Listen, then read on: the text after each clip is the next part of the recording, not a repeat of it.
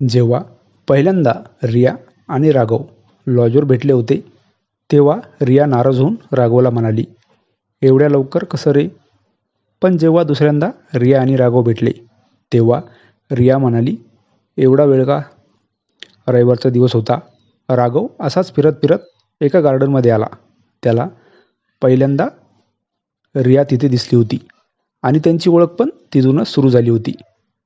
राघव गार्डनमध्ये फिरत होता आणि त्याला एका मुलीने आवाज दिला, "ऐका ना, माझा एक फोटो काढता का प्लीज?" राघवने त्या मुलीचा मोबाईल घेतला आणि तिचे 2-3 फोटोज काढले. राघवकडे चांगला मोबाईल होता. ती मुलगी त्याला म्हणाली, "तुमचा मोबाईल चांगला आहे, त्यामध्ये काढा ना 1-2 फोटोज." राघवने त्याच्या मोबाईलमध्ये फोटो काढले. नंतर त्यांची ओळख झाली. ती मुलगी म्हणाली, "मी रिया." राघव आणि रिया यांची एकमेकांसोबत थोडी ओळख झाली आणि ते परत गेले. त्यानंतर दुसऱ्या रविवारी पण राघव त्या गार्डनमध्ये आला आणि रिया पण तिथे होती. दोघांची अगोदरच ओळख झाली होती आणि आज परत भेटल्यावर दोघे सोबत फिरू लागले. राघवने रियाला एका हॉटेलमध्ये नेलं आणि तिथे त्यांनी थोडं काहीतरी खाल्लं.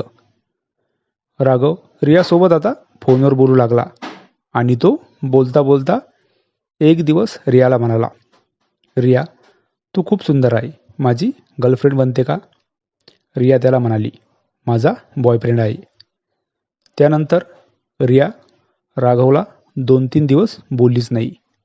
त्यांची अशीच बाहेर भेट झाली आणि रियाने राघवला बँकेतून येताना बघितलं आणि त्याच्याजवळ खूप सारे पैसे होते. ते बघून रिया राघवला म्हणाली, "आम्हाला पण देत जा थोडे पैसे."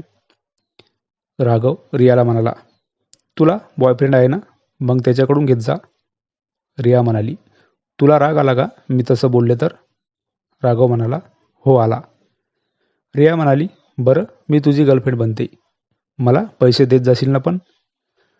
राघव तिला हो म्हणाला आणि रियाला घेऊन तो लॉजवर गेला. ते दोघे पहिल्यांदाच असं भेटणार होते.